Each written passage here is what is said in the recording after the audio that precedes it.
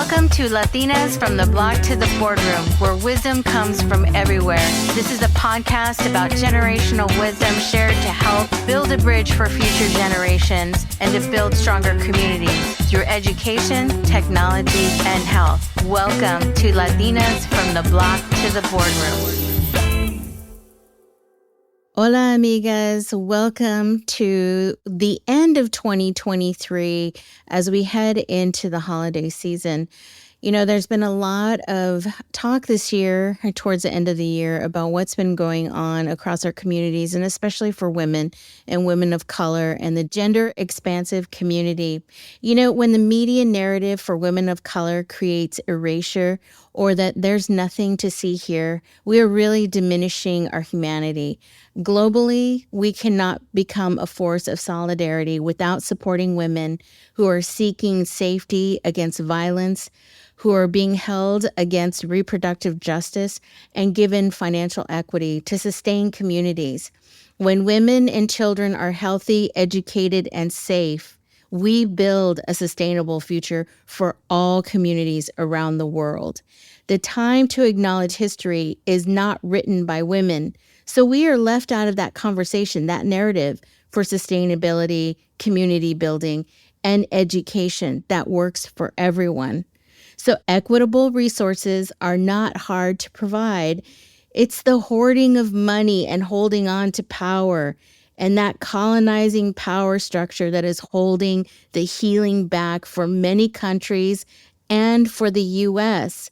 So how do women mobilize, specifically women of color and the gender expansive folks, to unite and create a vision for the future? How do we uncover his stories where we can rise up now against those stories? And then we can provide our communities the networks to build a better future. How can we invest in each other without fear?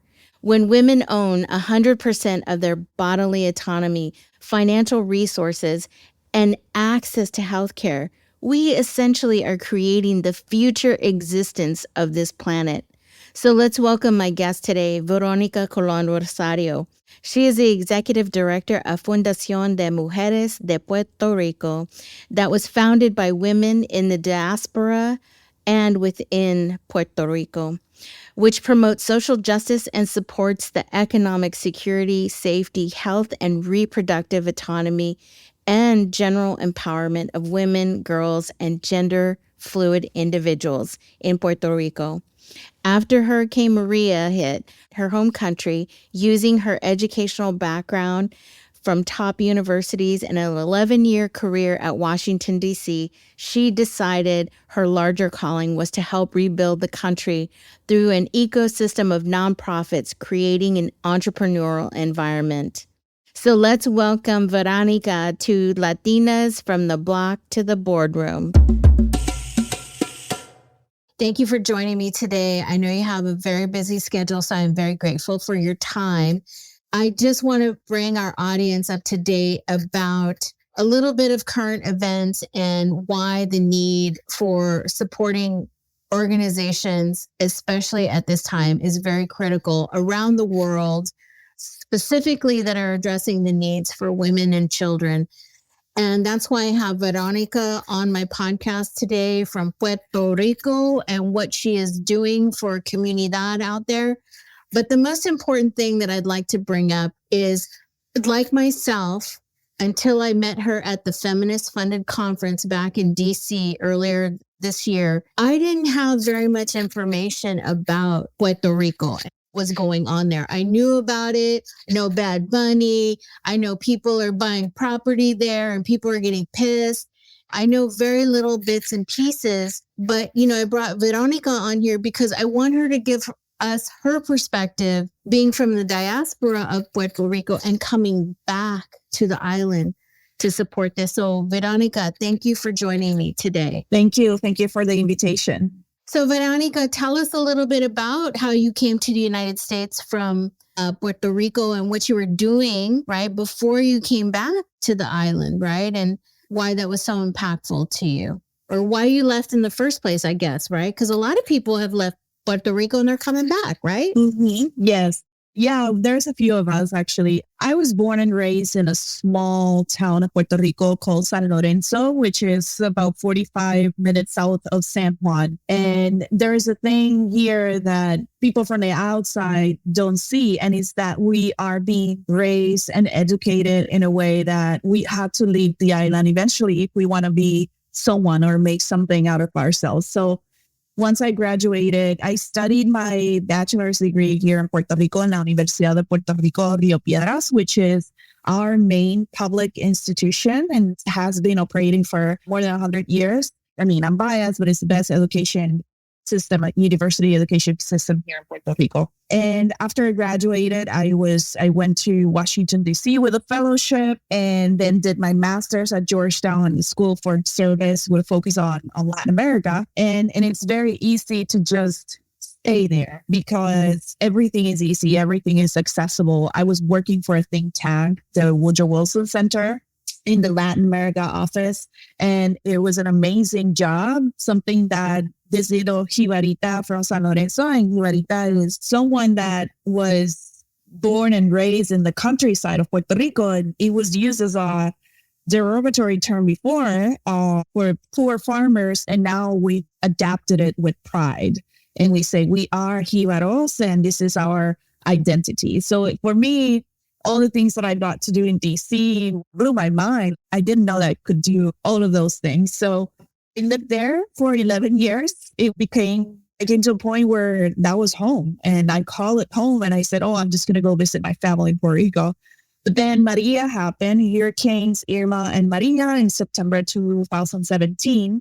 And many people know this. And those who don't know, this was a category 4 or 5 hurricanes that hit the island, left us without power. For some people, more than a year without power, those who live in the mountains. And it completely destroyed the greenery of the paradise of Puerto Rico. And I remember coming because I didn't hear from my family for a week because there were no communication. Internet was down, the cell phones were down, everything was. And I remember coming to Puerto Rico 2 weeks after with a nonprofit. And what I saw just broke my heart. And I said, what am I doing? Why am I in another state? Why am I advocating for Puerto Rico? And I don't know anything that's happening here. As a Puerto Rican, like, I should be ashamed. And I decided to come back, which I always wanted, but it's difficult because there are no jobs in Puerto Rico for people like me. And if there are, it's very little pay. And living here is a constant violence. The state is just inefficient. Their services are bad. So you really have to know that if you move here, you're making a sacrifice. But in my case, it was easy because I have no children. I didn't have responsibilities. If I had children, I wouldn't move back because it's harder because there's no education system here where I can take them. I will have to pay for a private school. So I came back in January 2018, have been working for the nonprofit sector, which is, my expertise. And as of 2 years this month, I have been the first executive director of the Fundación de Mujeres en Puerto Rico, which is the first women's fund in this archipelago or this island. So we've been operating since 2020, and we're the only philanthropic entity exclusively dedicated to the issue of gender equity here. And when I say gender equity, it's women, girls, and the gender expansive community. So I found the job of my dreams. I've always applied the gender lens in every job that I had because I have seen the difference of the things I want to do and people telling me why you're doing that differently. And I do know it's because as a woman, certain things are not expected to be done by us. And we think we're beyond that. We think we have equity. We think we're there, but that's not reality. When you look at leadership, when you look at, the services, they don't have a gender lens. So this is the first time that I'm in a job where I'm like, this is exactly what I want to be doing. Awesome. Yeah.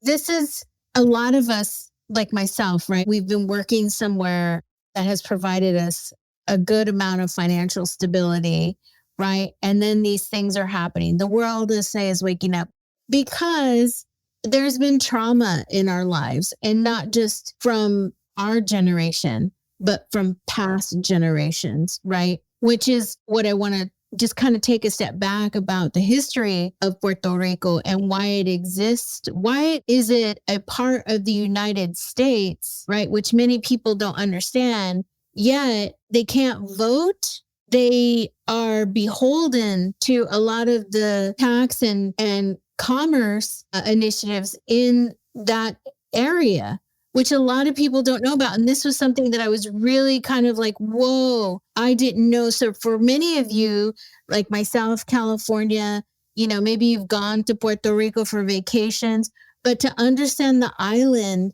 and what's happened to it, I think what I was thinking and what we discussed was how Hawaii, with, the indigenous populations there, we're talking centuries of colonization in Puerto Rico, right? And to understand that to where we are today, and the big topic of the day has been colonization around the world and how it's impacting a lot of people.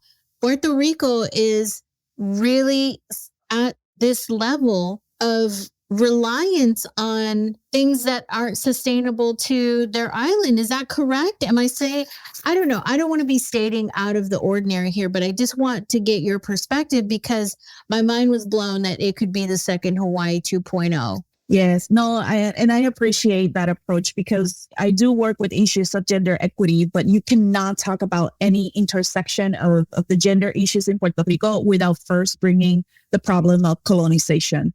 We are a colonized territory. We have been forever since Cristobal Colón decided to say, this land is my land, So we were owned by Spain.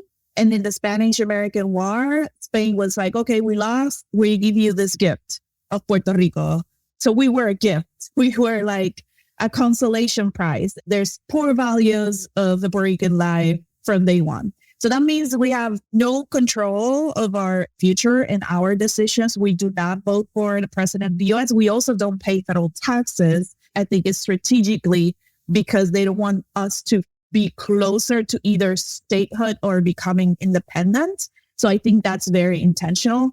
So it's a US territory with total economic control. Our current economic crisis, for example, was created by a group of what we call them vultures. That's the term because they buy bonds very cheap in places, and it happened in Argentina as well. And then you have to pay them back 3 times for what they bought them for.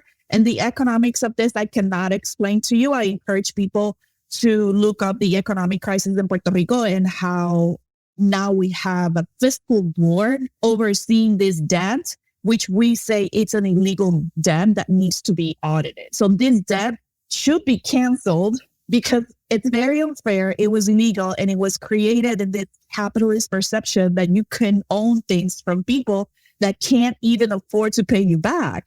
So while the fiscal board is taking measures that are very dangerous for the future of Puerto Rico, particularly retiring in Puerto Rico is going to be an issue for the locals.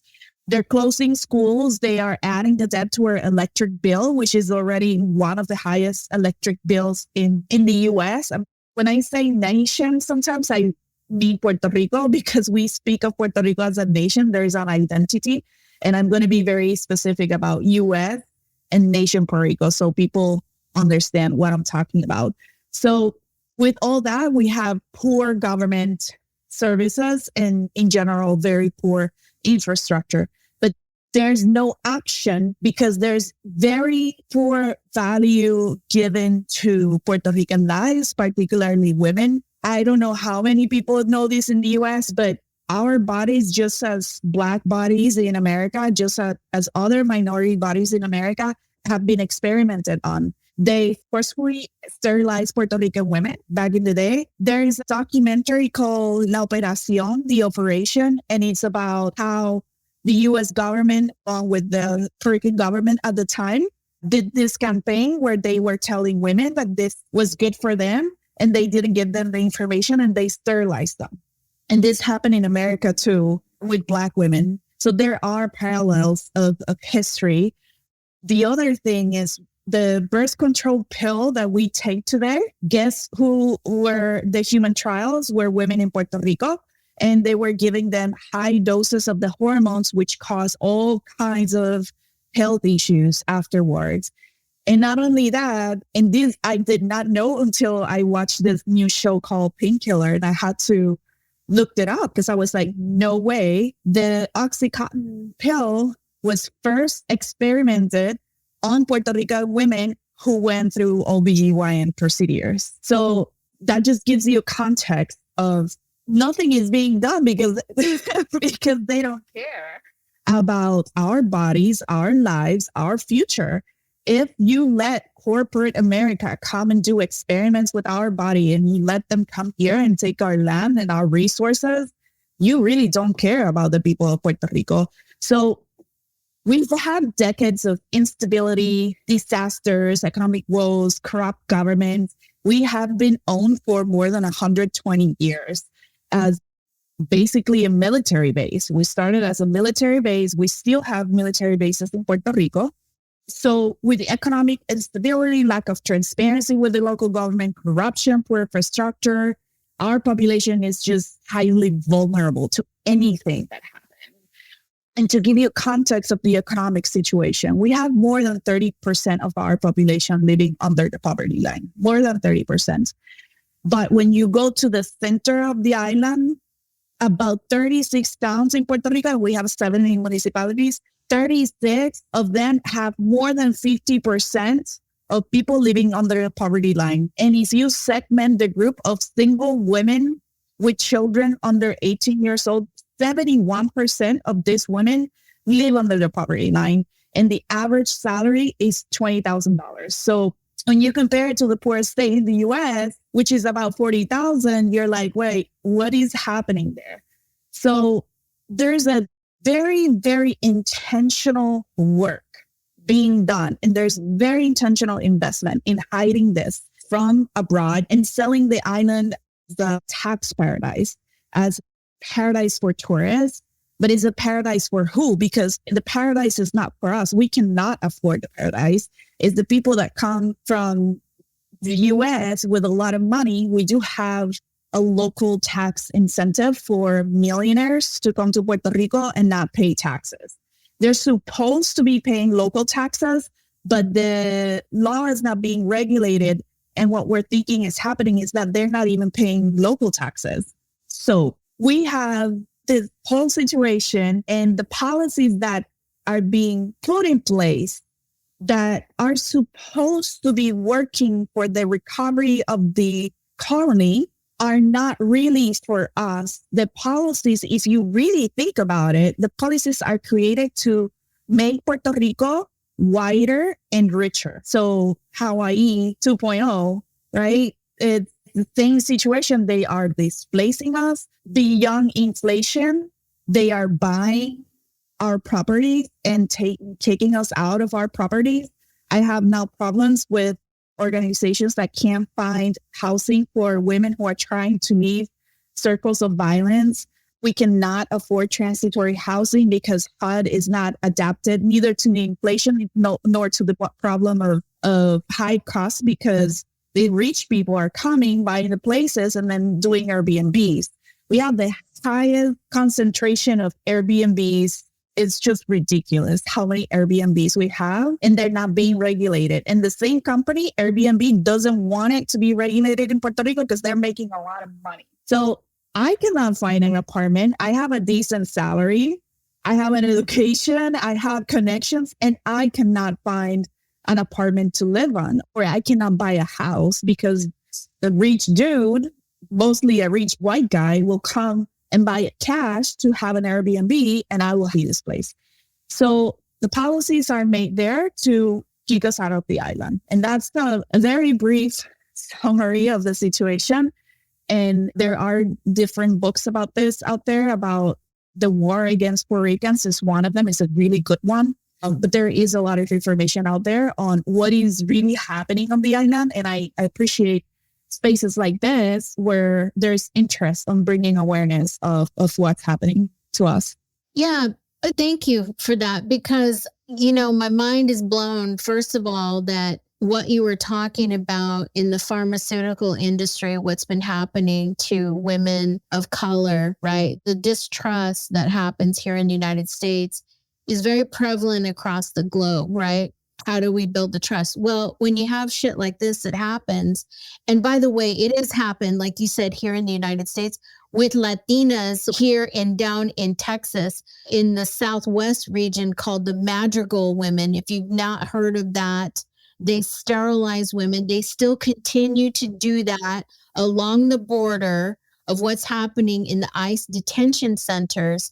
And yes, this is not a feel good podcast today, but we're trying to say is that these things are happening to women across the globe. And when we can lock arms and share our story, which is why I met Verónica and all these amazing, beautiful women at the Feminist Funded Conference in DC who work with a lot of these constituents in DC or have been from there, are really trying to be champions and to amplify and to have the resources to keep the community going. Because as I've said, we are the last line of the fabric of just humanity, really. Once you lose that, especially women who cannot have children in a society that is declining, you're basically erasing the population for the dominant narrative. So, there's like a lot to unpack there as I'm seeing what's happening globally across the world, and we know, what's happening across in the Middle East, the women need to be funded for resources, just basically of society, from a humanitarian perspective. When I hear this, which is news to me about the pharmaceutical industry being a paradise of just like, well, no one's going to look because it's way over there. We have to really unpack these stories, do some work of research, right? Like why we have you here, and to really understand what's going on, how we have to empower each other. We have power. We just need to lock arms to superpower ourselves in this predicament. And we're not talking military shit here. We're just talking fundamentals, food, the right type of housing. Very simple shit here, people. But coming back, so, women, strong women like you, Veronica, that have seen what goes on in the rooms of Washington, D.C., right? The big rooms. Coming back to your country, right? You're like, this is where I can be the most beneficial and strong to help my community, right? That's why you've come back, right? Because you've seen that. I don't want to speak for you. I'm just saying, you said you came back and you saw really going on, right? The wool came off, right? Is that what happened? Yeah, it's a mix between not being there for my family when they needed me and also being an agent of change in Puerto Rico. I love Puerto Rico, and it's a love that I had to teach myself because they taught us in school that we have to love America, and the American dream. And that we went through rough history of making us think that we're white. Invite you all to look at the census data to see what I'm saying is you see a lot of people in Puerto Rico identify as white. And people are not going to see me, but when you look at me, I'm a white person. I'm a white passing Latina. And I don't think of me as white. I think of me as Latina. And they teach us in school that we are this beautiful mix of the Taino, the black, and the whites. And it just like washed our brain in this fake history of power. Again, who writes history? But I came back because I thought, I was like, I had all these connections. I have all this education and preparation. And in DC, I was like just another person. DC is so big and I have so many hardcore people. I was like, oh, I'm just another person. I'm going to go to Puerto Rico and use it for my people. And I came here mistakenly with the savior complex. And I do have to accept when I make mistakes. And I'm very honest with myself. I came here, I'm going to save my people. But when I came here, what I found was that there are people here at the forefront of the fight, the recovery, the solving the economic problem, telling people how it is. And I was like, I guess they don't need me. There's people here who have done so much more than me and have been doing the work for years in Puerto Rico and who never left. And I said, okay, well, they need me because, they need me too. They need all the help they can get. What is it that they don't have that I can bring? And that is money. I have been fortunate. I didn't grow up privileged. I don't have money. I'm not rich, but I do have skills of networking and talking and convincing people that this is a good investment, because it is. And I convince people because I believe it with my heart and I'm very passionate about my job. And I see that the investment is going to these women. And I also work with the gender expansive community who are replacing the state. So I studied this in grad school. When there is an absence of state, when there is an absence of government in regions, who replaces them is organized crime. And we've seen this in Colombia, and I did this in Mexico. And that's what I did for grad school. I did this research. That was my expertise. It's governance, democratic transitions, and whatnot. In Puerto Rico, though we do have a huge problem with organized crime and drug dealing and human trafficking as well is a huge issue here. Who has replaced the state is the communities, is the civic action, is the leaders.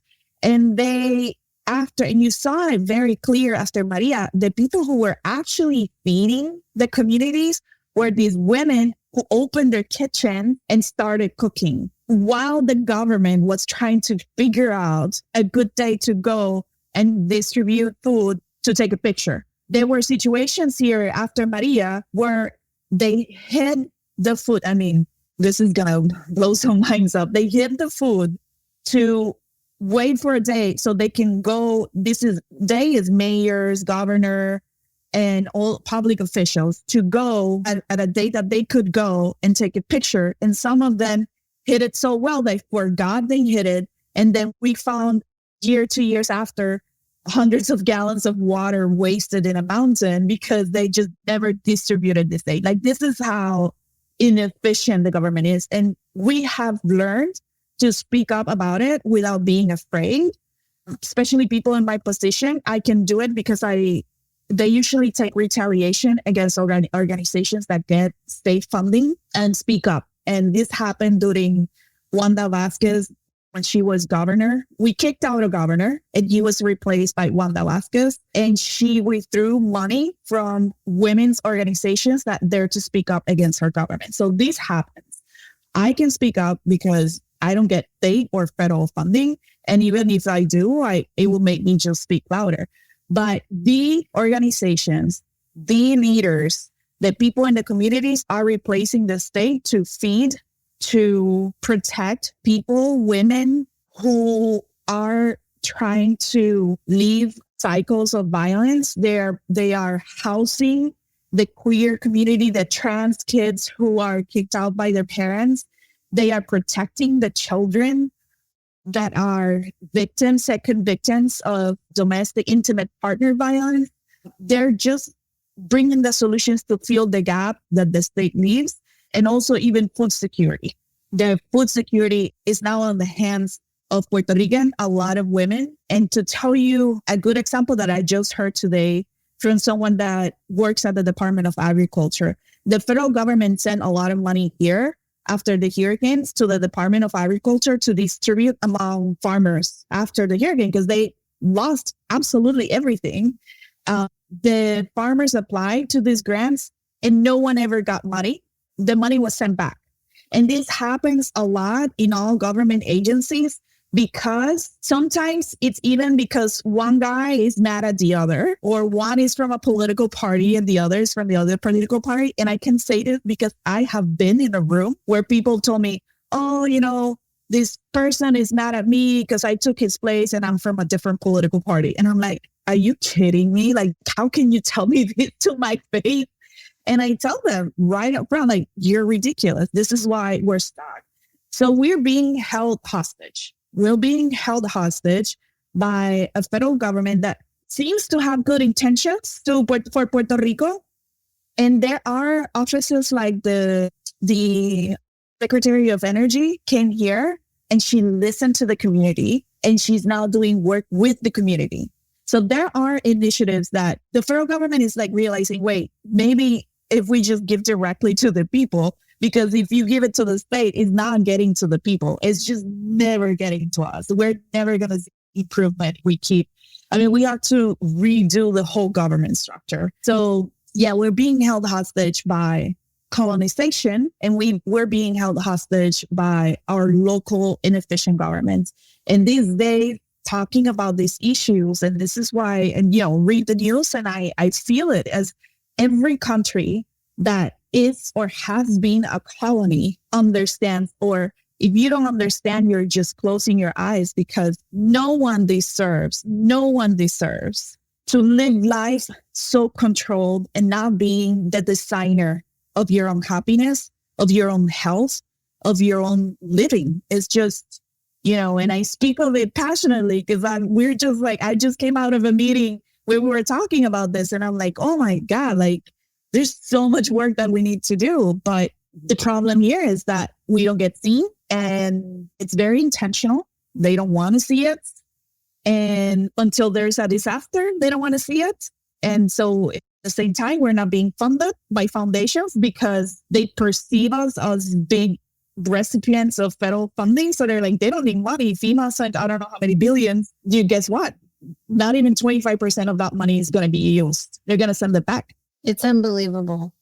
I mean, it's believable because of history, right? Of the colonizing around the United States and what's happening. And, people are just understanding like colonizing. It's like, why? Well, I thought it's supposed to be good. Yeah, it's good for some people that are reaping the benefits of that. And there's a long history of that when people are still suffering. The problem is that they have convinced everybody that this is not real. So it's intentionally made invisible so people don't get angry, because I know anybody that hears this and looks it up and finds out what's really happening, they're going to get angry.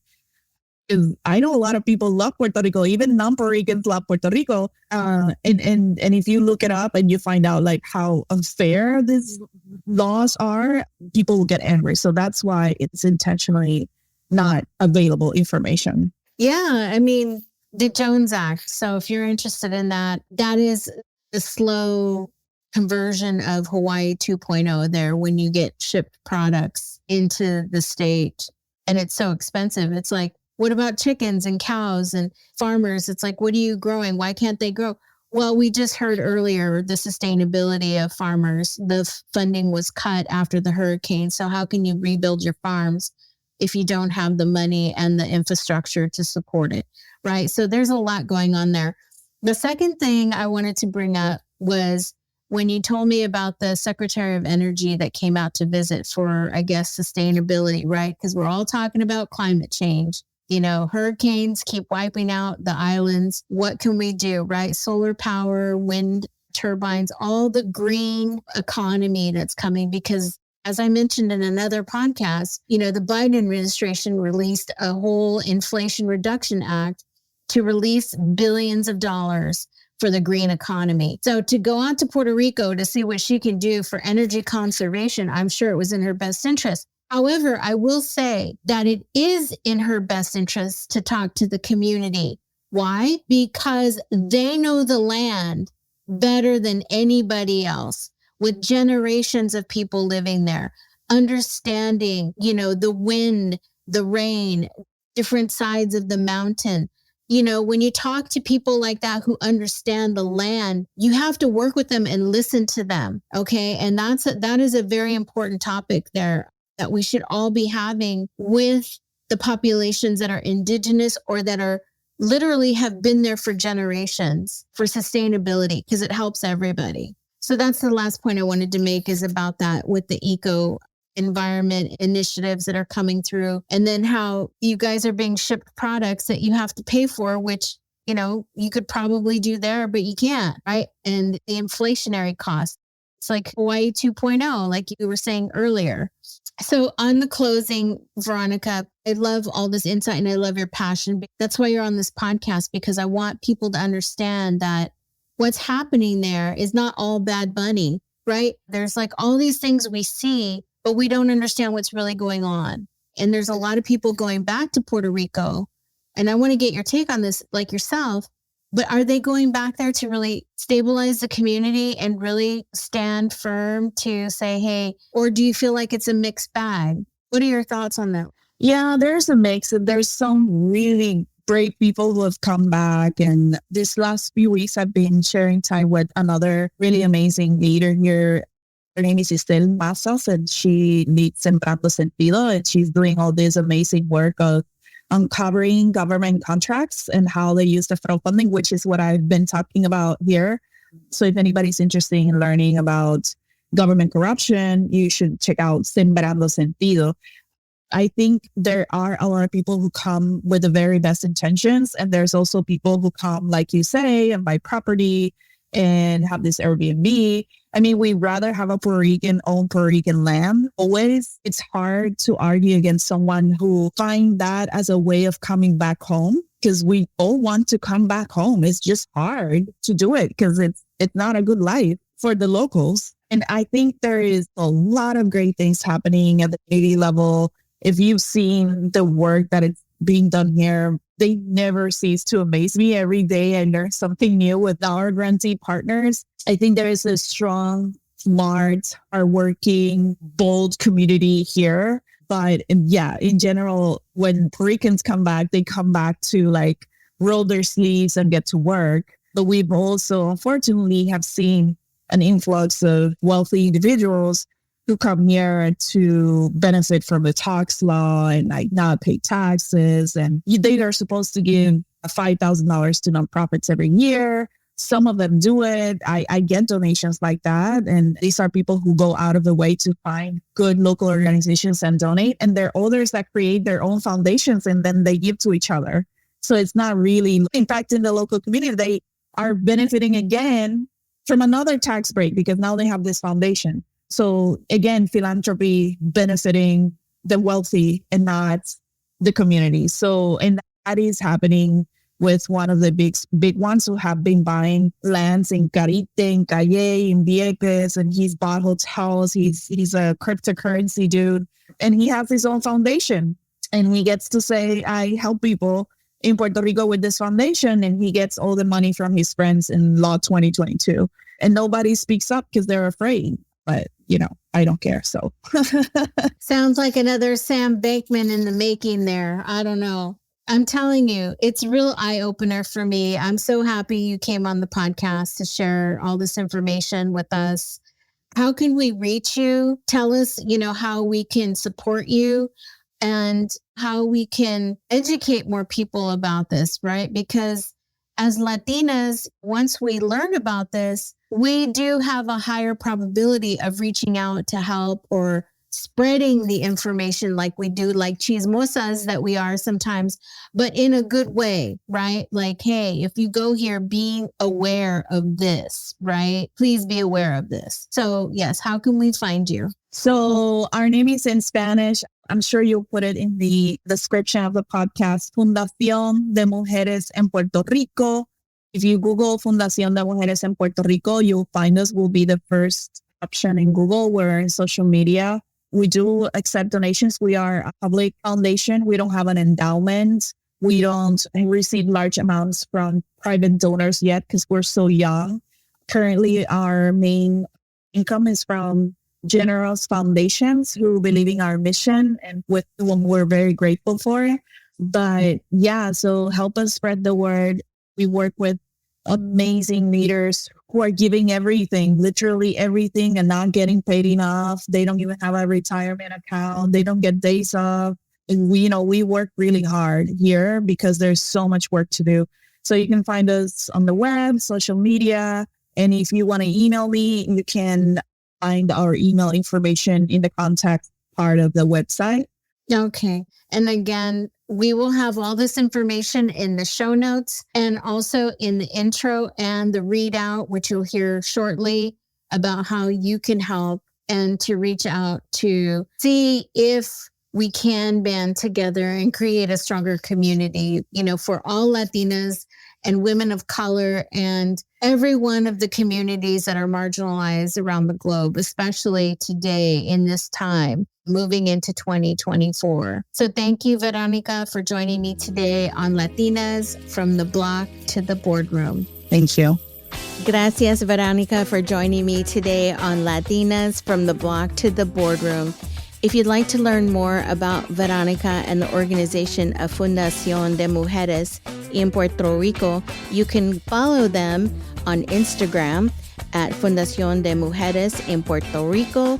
You can also go to their website at prwf.org to learn more about how you can support them or get in contact with Verónica. A lot of the information we reference will be in the show notes, and you can find that on latinasb2b.com. If you like this content and the speakers we're providing, please follow us on all our social media handles at latinasb2b, especially YouTube, where you can find us at latinasb2b. And don't forget to sign up again for our newsletter. This podcast was produced and sponsored by 5E Leadership and Marketing.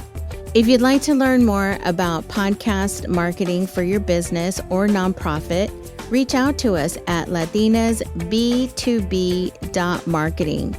This podcast was produced by Teresa Gonzalez and sound and audio engineered by Robert Lopez. Gracias.